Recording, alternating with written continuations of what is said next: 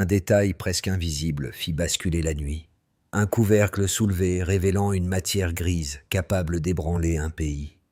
Ce contraste brutal entre un camion prétendument banal et une cargaison apte à contaminer une rivière exposait une faille plus profonde que ne le suggéraient les routines du Sahel. Comment ce glissement silencieux pouvait-il redéfinir la promesse d'Ibrahim Traoré et le droit élémentaire pour le Burkina Faso de respirer sans peur? Un souffle retenu semblait désormais annoncer une fracture prête à s'ouvrir. Ce récit ne propose pas seulement de suivre un convoi suspect, il dévoile les ressorts d'un système frontalier où chaque omission peut devenir une brèche stratégique. La promesse est simple. Comprendre comment une vigilance apparemment banale peut déterminer la survie d'un territoire vulnérable. Mais elle ouvre un bénéfice décisif. Saisir, en une dizaine de mots, comment un risque discret devient une menace systémique. Dans ce paysage secoué par les trafics et les routes poreuses, la moindre incohérence logistique agit comme un signal faible que peu savent encore interpréter. C'est précisément là que réside le cœur de l'enjeu.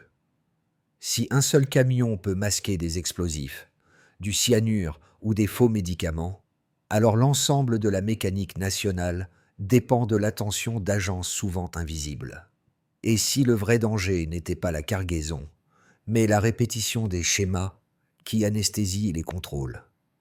Cette question déplace la perspective, obligeant à regarder au-delà des apparences et à mesurer le coût de chaque relâchement. La première révélation apparut avec une précision presque clinique.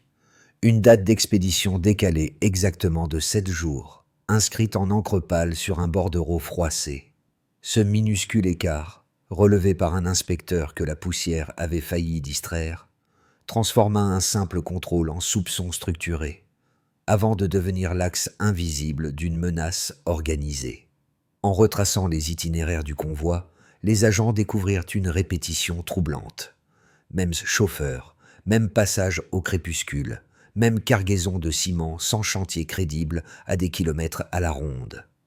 Peu à peu, une carte d'ombre se déploya, reliant faussaires, orpaillage illégal, explosifs détournés et produits chimiques sans origine déclarée. Rien n'était improvisé. Tout semblait tissé à travers plusieurs frontières, suivant des routes connues seulement de ceux qui comptaient sur l'indifférence générale. Dans ce Sahel où les saisons semblent moins prévisibles que les crises, les années précédentes avaient épuisé les institutions civiles et rendu poreuse la frontière sud, fragilisée comme un tissu trop souvent repris.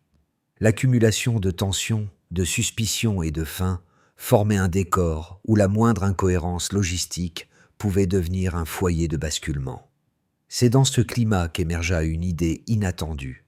Reconstruire la souveraineté, non par l'assistance extérieure, mais par une discipline assumée, enracinée dans chaque poste frontalier. Le jeune capitaine Ibrahim Traoré formula cette ligne directrice avec une sobriété qui déconcerta jusqu'à ses partisans. Les premières réformes imposèrent un rythme abrupt, rotation accélérée, des officiers, réseaux locaux mobilisés discrètement, redéfinition du rôle des agents, désormais encouragés non seulement à obéir, mais à observer, écouter, relier. La frontière n'était plus une abstraction cartographique, elle devenait une peau sensible, capable de réagir aux variations les plus infimes. Lorsque la date décalée fut enfin identifiée comme une anomalie majeure, elle tomba sur un terrain prêt. Les équipes avaient acquis le réflexe de suivre la moindre piste jusqu'à ses ramifications les plus fines. Ce qui aurait pu passer pour une erreur administrative devint le déclencheur d'une compréhension nouvelle. Quelque chose, dans ce désert, respirait contre le pays. Awa fut l'une des premières à percevoir que l'affaire dépassait le cadre d'un simple contrôle. Jeune inspectrice souvent cantonnée aux tâches secondaires, elle lisait les routes comme d'autres lisent un texte serré. en repérant les silences, les répétitions, les zones d'ombre. À ses côtés, le lieutenant Karim, vétéran de Gawa, connaissait chaque tournant, chaque point d'eau, chaque halte improvisée par les chauffeurs. Leur duo discret formait un instrument d'observation précieux, façonné par l'expérience et la patience. Au fil de nuits tièdes passées au milieu des convois, Awa notait dans un carnet élimé les passages synchronisés, les chargements incohérents, les camions jumeaux roulant à quelques jours d'intervalle. Rien n'était spectaculaire, mais tout était significatif. Les motifs revenaient, obstinés, comme un code que personne n'avait pris le temps de décrypter. Puis, lorsqu'ils décidèrent d'intercepter un seul véhicule, assez pour comprendre sans déclencher l'alerte dans le réseau, l'arrêt fut presque silencieux. Sous les sacs de ciment, les barils scellés exhalaient une odeur métallique froide qui fit basculer leur enquête du domaine administratif vers celui de la survie nationale. Awa échangea un regard bref avec Karim, consciente qu'il venait de toucher un ressort souterrain qui dépassait leurs attributions habituelles. Ces premiers effets, encore ténus, modifiaient déjà leur manière de percevoir la frontière. Elle n'était plus un poste, mais un organisme réactif. Une intuition peut transformer toute une mission, et le déclenchement commença sans bruit. Awa referma son carnet, observa les barils scellés, puis hocha la tête vers Karim.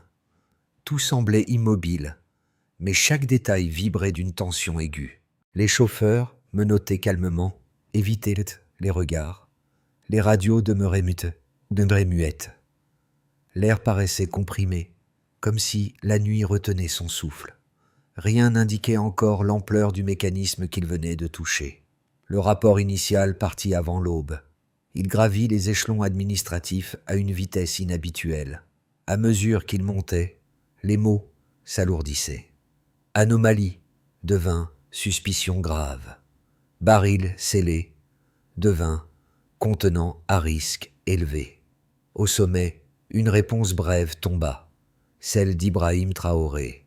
Observé, cartographié, ne frappé qu'une fois. L'ordre était sec, presque tranchant. Il transformait un incident local en opération nationale. Les agents comprirent qu'aucun renfort extérieur ne couvrirait ce terrain. La souveraineté serait l'unique cadre, la discipline son moteur. À partir de là, la tension monta vers son point culminant. Les équipes suivirent les trajets, notèrent les horaires, recensèrent les plaques. La répétition devint une arme. Même route, même camion écaillé, même inertie apparente d'un réseau convaincu de son invisibilité. Les jours passèrent, étirés par l'attente. Les nuits s'empilèrent sans lumière, ni sommeil véritable. Chaque note ajoutée au dossier resserrait l'étau. Puis le piège prit forme. 6 agents, 2 véhicules, aucun témoin. Une nuit lourde, chargée de nuages. Le signal fut bref. Une seule lueur dans l'obscurité. Le reste se déroula sans tir, sans cri. Les camions immobilisés. Les menottes claquant comme des verdicts.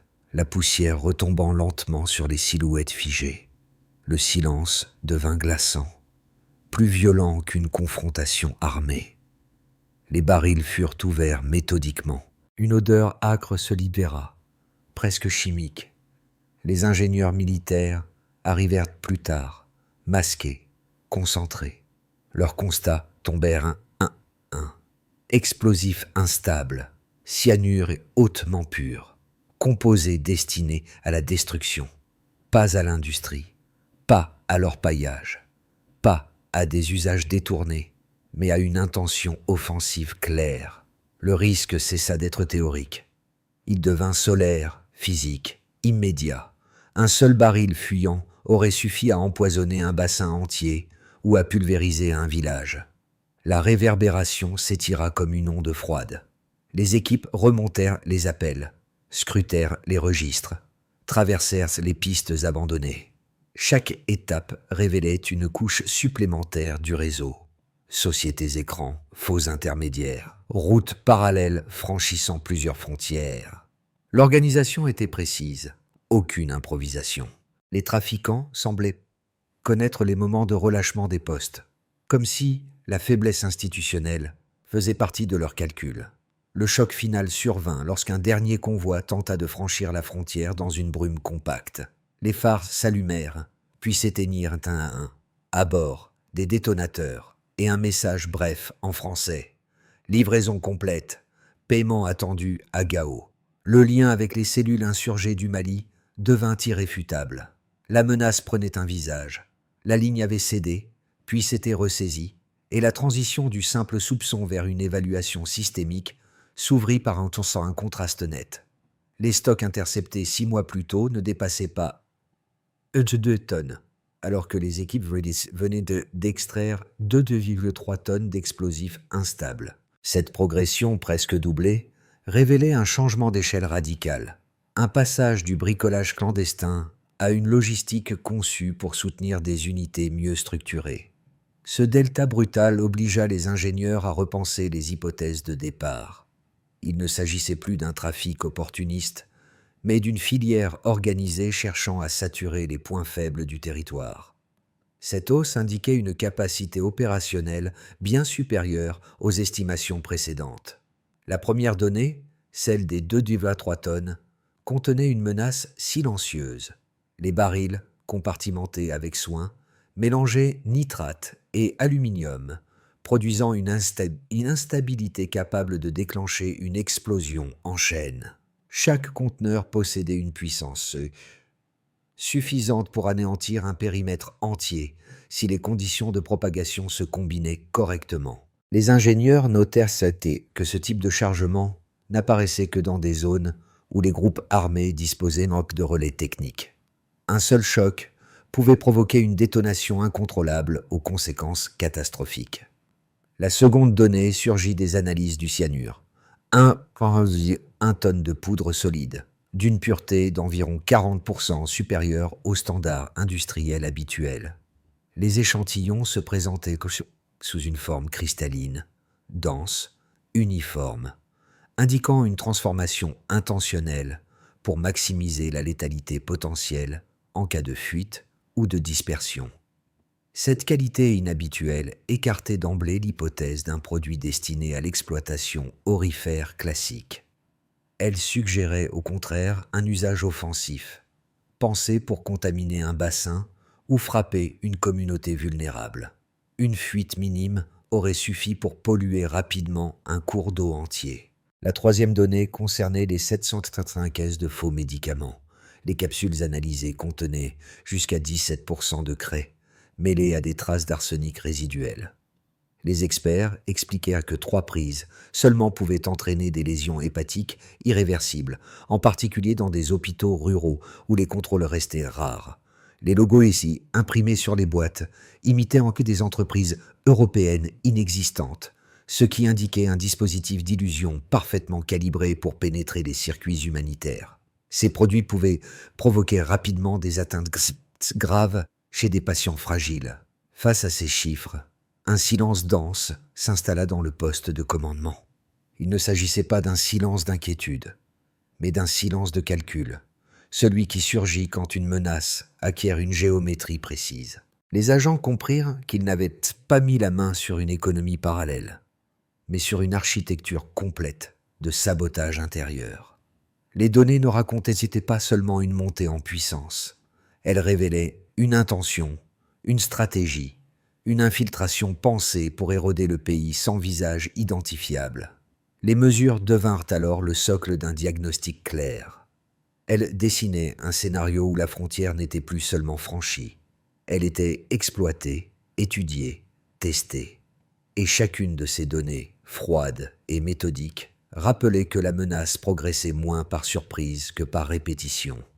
Dans cette arithmétique du risque, une réponse structurée s'imposait. Les critiques extérieures avancèrent d'abord un argument jugé implacable. Un État, économiquement fragile, ne pouvait pas maintenir une vigilance aussi élevée sans soutien international. Selon cette lecture, la réduction progressive de l'assistance rendrait inévitable une fatigue institutionnelle. Les postes frontaliers, déjà éprouvés, finiraient par céder sous la pression budgétaire et humaine. Dans cette perspective, la discipline instaurée ne serait qu'un sursaut temporaire, incapable de résister à l'usure structurelle. Cette thèse insistait sur un point. Un pays aux ressources limitées ne peut durablement affronter un réseau aussi sophistiqué. Un second argument venait du champ sécuritaire. Pour nombre d'analystes, la stratégie de surveillance interne risquait de créer un vide géopolitique exploitable par les groupes armés du Mali ou par les circuits illégaux qui serpentent depuis la côte ouest. En privilégiant l'autonomie totale, le Burkina Faso s'exposerait à une pression accrue sur ces zones rurales déjà vulnérables. Cette critique dénonçait un pari, celui de croire qu'une souveraineté affirmée suffirait à endiguer des flux transnationaux mouvants, rapides et opportunistes. Selon cette approche, l'isolement volontaire deviendrait un facteur de fragilité. La réponse à ces deux arguments ne surgit pas dans un discours, mais dans les faits observés au fil de l'opération. En 6 mois, les flux de contrebande enregistrés à la frontière sud chutèrent de 48%, une baisse trop nette pour être attribuée au hasard.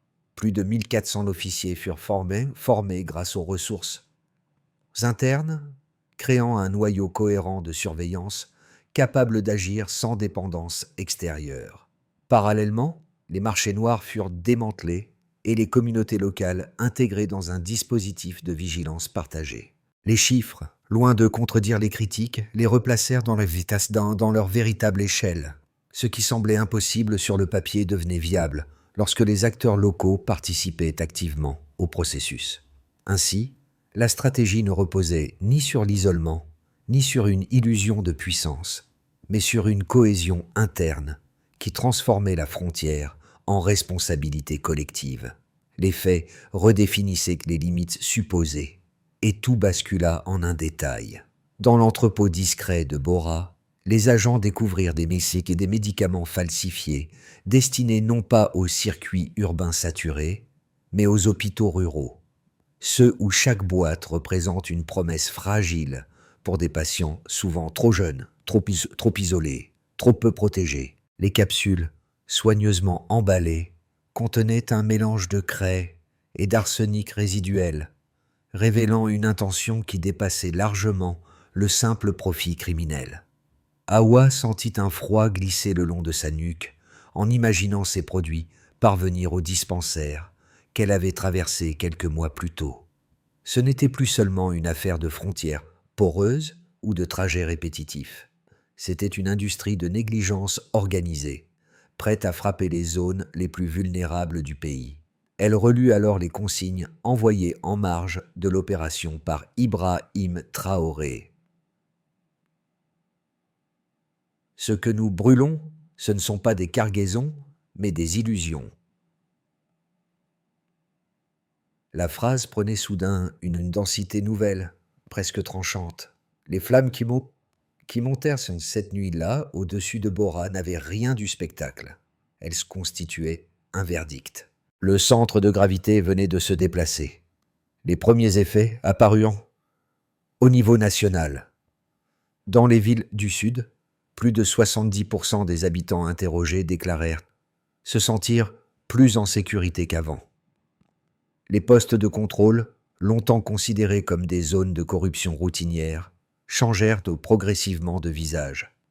Les uniformes poussiéreux devinrent des symboles de constance, témoignant d'une présence étatique qui, pour la première fois depuis longtemps, inspirait confiance. La frontière cessait d'être un lointain ruban abstrait. Elle redevenait une ligne tenue, vivante, habitée par des agents dont l'attention résonnait jusque dans les marchés. Pour Ibrahim Traoré, ces chiffres ne traduisaient pas une victoire, mais la preuve qu'un réflexe collectif commençait à émerger. Les conséquences économiques suivirent. Les flux de contrebande chutèrent de 43%, libérant des espaces que les circuits légaux réoccupèrent lentement. Les routes agricoles retrouvèrent une respiration régulière, les camions transportant enfin des marchandises correspondant aux registres officiels. Les douaniers virent diminuer la pression nocturne qui étranglait les campagnes. Un convoi intercepté équivalait, selon le ministère des Finances, à 3 semaines d'exportation sauvées. Cette réorganisation, modeste mais stable, amorça une dynamique nouvelle. Produire localement, protéger localement, distribuer localement. Le pays n'était pas soudainement enrichi, mais il avait récupéré une cohérence commerciale qui lui manquait depuis longtemps. L'impact social fut encore plus visible. Dans les communautés frontalières, longtemps abandonnées à elles-mêmes, une forme de participation civique se déploya. D'anciens contrebandiers rejoignirent des comités locaux. Des jeunes participèrent aux patrouilles mixtes, apprenant à reconnaître les cargaisons suspectes. Des commerçants, souvent premiers témoins des flux anormaux, commencèrent à signaler des mouvements inhabituels. Awa, revenu à Gawa après plusieurs semaines de terrain, prit la parole lors d'une formation destinée aux villageois. Sa phrase devint un écho régional. « Nous ne sommes pas en marge du pays, nous en sommes la porte. » Basco. Cette idée se propagea comme une onde douce, remplaçant la résignation par une forme de responsabilité partagée. À l'échelle régionale, les réactions furent contrastées. À Abidjan, certains économistes saluèrent la baisse des trafics, y voyant un précédent encourageant pour la zone. À Accra, le effet Traoré commença à circuler dans les analyses, décrivant un modèle de souveraineté disciplinée, susceptible d'inspirer d'autres États fragilisés. À Bruxelles, des diplomates parlèrent d'une rupture doctrinale, notant qu'un pays classé vulnérable parvienne à imposer un ordre propre sans externaliser sa sécurité. Et à Bamako, des officiers maliens sollicitèrent discrètement leurs homologues burkinabés pour comprendre les leviers utilisés. Discipline interne, vigilance locale, secret opérationnel jusqu'au dernier moment. Ces réactions, parfois prudentes, parfois admiratives, convergeaient néanmoins vers un constat. Un État que beaucoup croyaient au bord de l'effondrement venait de démontrer sa capacité à inverser une trajectoire. À mesure que ces couches d'impact se superposaient, une vérité se dessinait. Le Burkina Faso n'avait pas tourné le dos au monde. Il avait cessé d'attendre qu'on le sauve. La souveraineté devenait une pratique, pas une proclamation. Dans une première trajectoire, la vigilance resterait stable, presque méthodique. Les postes frontaliers poursuivraient l'application stricte des procédures instaurées ces derniers mois. Les flux clandestins, affaiblis mais non éliminés, chercheraient à se déplacer vers des corridors moins surveillés, principalement au nord. Les projections indiquent une baisse supplémentaire d'environ 15% par semestre, à condition que la discipline reste constante. Les communautés locales continueraient d'alimenter les signalements, consolidant ce modèle où la population ne constitue plus un simple décor, mais un maillon actif de la protection territoriale. Cette trajectoire n'offre ni triomphe spectaculaire, ni effondrement.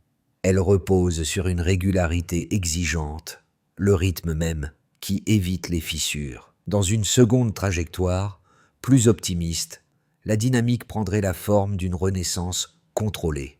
Les méthodes appliquées au Burkina Faso pourraient inspirer des États voisins, ouvrant la voie à des accords bilatéraux avec le Mali et le Niger.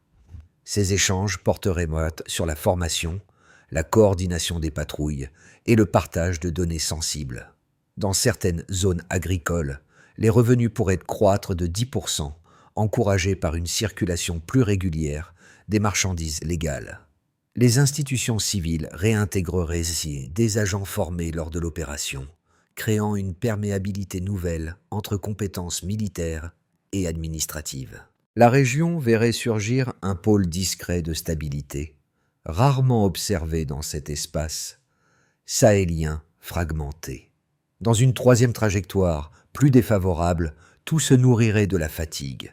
Une crise économique, un relâchement administratif, une rotation trop lente des équipes pourrait rouvrir les anciennes routes du trafic. Les réseaux, extrêmement adaptatifs, exploiteraient le moindre affaissement moral ou logistique. Les zones rurales seraient les premières sans toucher, puis les axes commerciaux. La confiance ressoudée se fissurerait et les postes frontaliers redeviendraient vulnérables. Et tout dépend d'une condition simple.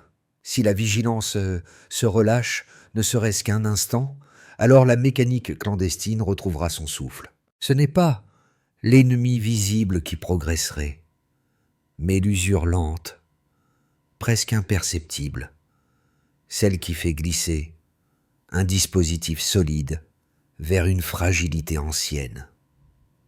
De ces 3 trajectoires, une conclusion se dessine. L'avenir dépend moins des menaces extérieures que de la constance interne. La question n'est pas « que va-t-il se passer ?» mais « que faut-il maintenir pour que rien ne dérape ?» Oh. Dans les villages frontaliers, la transformation prenait d'abord la forme de gestes minuscules. Un commerçant vérifiait un camion avant de décharger. Une mère signalait un passage suspect sans craindre de troubler un ordre lointain. Un jeune rejoignait une patrouille nocturne pour apprendre à reconnaître les cargaisons à risque. Ces actes composent la première sphère, celle du quotidien rural, où la sécurité n'est plus une abstraction descendue d'en haut, mais une responsabilité partagée, presque domestique. Les familles japonaises qui vivaient dans la crainte d'un danger invisible retrouvaient une posture active, modestement, mais résolument. Dans les villes, la seconde sphère se manifestait différemment. Les marchés, moins saturés de produits illicites, respiraient avec une nouvelle régularité. Les petits transporteurs, longtemps concurrencés par les trajets clandestins, voyaient leurs marges se stabiliser.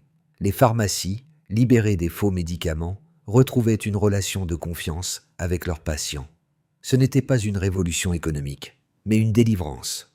Celle d'un quotidien enfin lisible, prévisible, viable. Une économie qui cesse de fuir redevient une économie qui respire. La troisième sphère touchait les jeunes urbains, souvent sceptiques face aux récits institutionnels.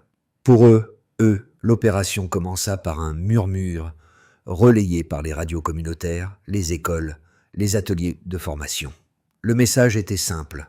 Veiller est une compétence, non un mythe. Certains participaient à des programmes de sensibilisation, d'autres s'impliquaient dans des exercices de cartographie participative. Pour cette génération, la frontière n'était plus un lointain trait de poussière, mais un espace codéterminant leur avenir. Dans ces 3 cercles, une idée commune surgissait. La sécurité ne flottait plus au-dessus de la société. Elle circulait entre ceux qui ont le plus à perdre. La feuille de route conçue après le rapport final évitait les effets d'annonce. Sous l'impulsion d'Ibrahim Traoré, elle devait consolider les acquis et empêcher tout retour des réseaux clandestins. Elle reposait sur 5 étapes, chacune assortie d'acteurs précis, de délais réalistes et d'indicateurs mesurables. D'abord, il fallait centraliser le renseignement. Les postes de douane furent connectés à une base de données unique, opérationnelle, sous 3 mois. Chaque cargaison suspecte devait être enregistrée en temps réel. L'indicateur principal était simple. Réduire de moitié le délai d'identification des anomalies afin de fermer rapidement les interstices d'exploitation. Ensuite, l'éducation civique locale devait être renforcée. Dans 42 villages frontaliers, des formations ciblant jeunes, commerçants et anciens contrebandiers furent lancées. Le succès se mesurait au nombre de signalements et à leur précision croissante. Plus les habitants participaient, plus la frontière gagnait en densité morale. Puis, la coopération civile-militaire devait être structurée. Les patrouilles mixtes remplaçaient les interventions isolées. L'objectif était ambitieux. Ramener le temps de réponse aux alertes à moins de 40 minutes dans les zones les plus sensibles. Après cela, la réinsertion économique devait être soutenue. Les anciens passeurs, décidant de rompre avec les réseaux, recevaient des microcrédits agricoles. L'indicateur caisse portait sur le nombre d'activités légales créées, signe qu'une frontière peut être protégée aussi par ceux qui l'avaient donc fragilisée. Enfin, une évaluation indépendante devait être instaurée. Tous les trimestres, un rapport mesurait incidents évités, participation communautaire et niveau de confiance publique. La sécurité cessait d'être comptée en arrestation. Elle se mesurait en sérénité retrouvée. Awa retourna sur la clairière où tout avait commencé, là où les pneus avaient laissé des empreintes sèches et où l'odeur froide des barils éventrés persistait malgré le vent. Rien dans ce décor apparemment immobile, ne rappelait l'urgence qui avait autrefois bousculé leur nuit. Pourtant, chaque grain de poussière semblait porter la mémoire des premiers doutes, ceux qui avaient fait vaciller la routine et ouvert la voie à une enquête devenue opération nationale. Karim observait le terrain en silence, comme s'il cherchait à mesurer ce que ces semaines avaient changé en lui. À leurs yeux, la frontière n'était plus une ligne fragile. Elle ressemblait désormais à un seuil, un lieu où l'attention humaine pouvait encore tenir tête au calcul d'un réseau clandestin. Dans ce moment suspendu, la sobriété d'Ibrahim Traoré résonnait avec plus de force qu'un discours. Tenir la ligne signifiait d'abord comprendre ce qu'elle protège. Hawa sortit la vieille photographie qu'elle gardait depuis la première saisie, celle d'une caisse marquée « Aide humanitaire ». Le contraste entre le mot et la réalité lui serra la poitrine. Elle murmura doucement, le danger avance masqué. À Ouagadougou, lorsque la nuit retombe et que les rues se vident lentement, rien ne semble trahir le poids des semaines passées. Pourtant, un fil discret relie désormais les habitants. La conscience que la sécurité ne repose plus seulement sur des postes isolés, mais sur une vigilance diffuse, portée par ceux qui vivent, travaillent et circulent chaque jour. Ce n'est pas un mot d'ordre, ni une injonction. C'est une manière nouvelle d'habiter le pays, de regarder un camion, un registre, un trajet répété. Sur les marchés, dans les gares routières, dans les dispensaires, une idée se propage lentement. La nation ne surveille pas pour contraindre, elle veille pour continuer à respirer. Chacun peut contribuer d'un geste minuscule à maintenir cette respiration commune. La souveraineté cesse alors d'être une abstraction lointaine. Elle devient un acte ordinaire, partagé, jamais spectaculaire, toujours essentiel. Reste une question, simple mais décisive. Que devient un pays lorsque ceux qui le vivent choisissent vraiment de rester attentifs, ensemble,